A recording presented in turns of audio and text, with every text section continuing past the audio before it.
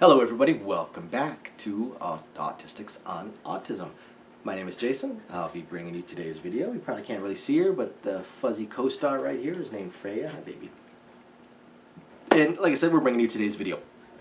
So today I want to talk about one of the things that a lot of parents struggle with their toddlers, and in terms of potential. Hi Freya, hi. Say hi, say hi, say hi. She didn't say hi. Is identifying whether or not their child is autistic. Some, because you kind of get both ends of the, I don't want to say the spectrum, but both ends of the range here. Hey. You have some parents that are paranoid and afraid and instantly everything they see from their child, oh, maybe he's autistic, oh, maybe he's autistic. Then you've got the other end where they're terrified that their child is autistic and ignore every sign, and ignore the actual signs. You have one end where they almost, I can't say self-fulfilling prophecy, you can't turn someone autistic, but where a non-autistic child, just children are odd, or they just start seeing a bunch of signs that aren't actually signs.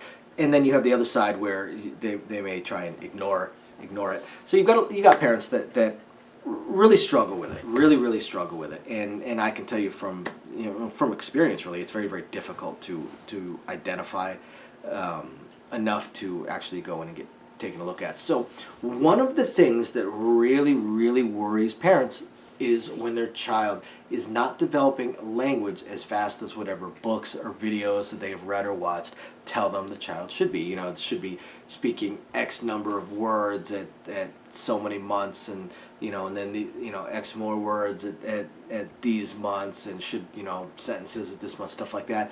And some children just don't. Some children just don't. And yes, it is a very common thing with autistic children, very common, but it's not the be-all and end-all. I don't believe I had any delay whatsoever with language, and nor did my wife. So again, very difficult to say for sure. Now, there is something called language delay disorder that is totally separate from autism and is a much less worrying diagnosis, I suppose. Some children will have language delay disorder. They are not autistic. They simply have language delay disorder, which is a lot easier to intervene with, get therapy or help, speech therapy, help, educational help, to catch them up. And often language delay is just that, a slight delay, that's all. Has no bearing on them, just within a few years. But it can be worrisome for parents. So I wanted to talk about language delay syndrome versus autism and the differences, to help maybe ease some of your minds out there, or maybe help you go, maybe we should go take a look, go to a behavioral child psychologist or something to see possibly my child is autistic. Because I'll tell you again, as we've said many times, autism is not necessarily a handicap. It does not hold everybody back. There's some incredibly successful people that are autistic or were autistic, and a lot of the great things that happen in our world came from autistic people. So it's not something to be scared of, and it's not something that to instantly panic you, but it is definitely something that the sooner you know, the easier it is for you to help them develop faster and help them learn better and faster. So here we go. The very first thing that will come up, if your child is developing their language slower, one of the first things to look for, look at their eyes. Look at their eyes when you're talking to them, especially in emotionally charged situations, such as if they're in trouble. That's a great example of it. If they're in trouble, if they did something wrong and they know they did something wrong and they're being reprimanded for it, sit them on your lap and see if they'll make eye contact with you. And if not, try to tell them, hey, look at me, look at me, look at me.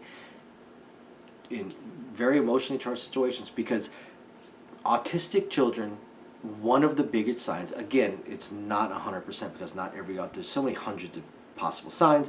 Not every autistic person has every single sign. I have the eye contact issue. Some do, some don't. But it is one of the more prevalent ones. And If you see that they cannot make eye contact with you, or do not like to make contact with you, or are uncomfortable making eye contact with you, that's a big sign. If they do make eye contact with you, that's a good sign. That means they're more likely on the language delay syndrome than on the autism side of things. Also, at younger ages, now we're talking very, very young ages, much younger ages, like 3-6 month kind of things, do they respond when their name is called? Do they respond? If yes, you're probably looking at language delay syndrome. If no, potentially, again, not to be all in all, potentially on the spectrum if you see a lot of other warning signs, such as all the signs that I mentioned today, but just if you see a lot of other warning signs. Okay.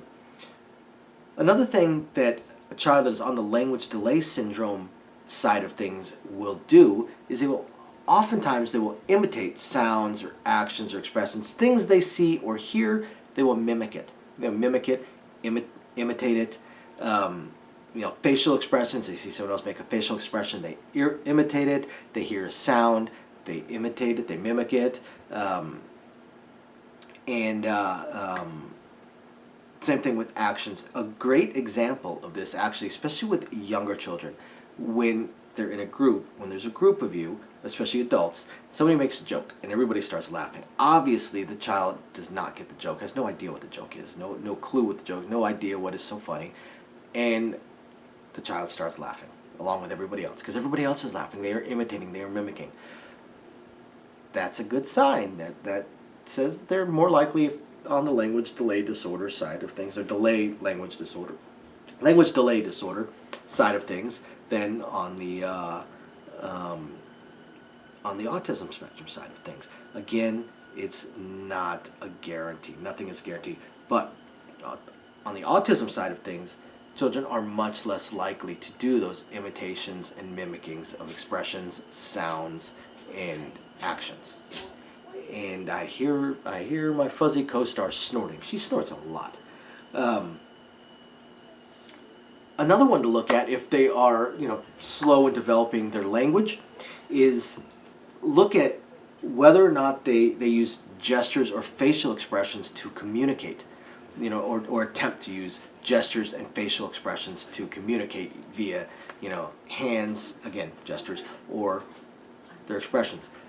Language delay syndrome, very likely. Oh boy, the puppy's getting the zoomies. Yep, she just dropped the back end. She is in full turbo mode. Not crazy.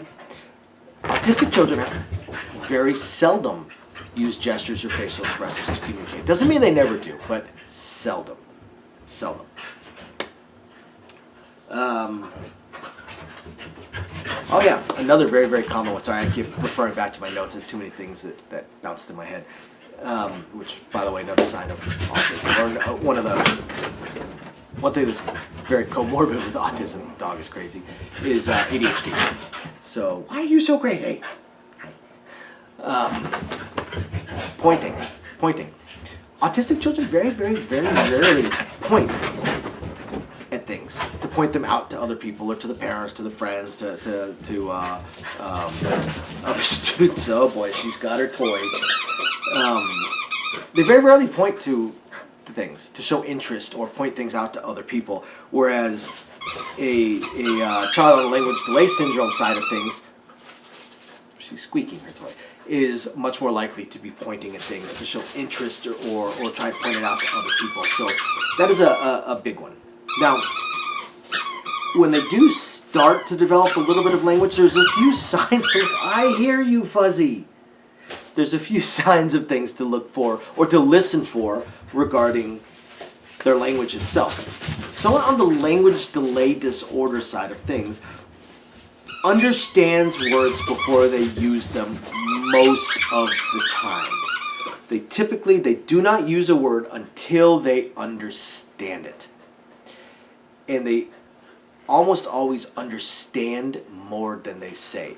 On the other side of things, on the autism side of the spectrum, or on the autism side of the road or the line or demarcation, whatever we're doing anyway, the other side of things, autistic children oftentimes will have unusual speech patterns, and their development of their language, they may use words that they don't understand. They hear words, they're much more likely to use words wrong.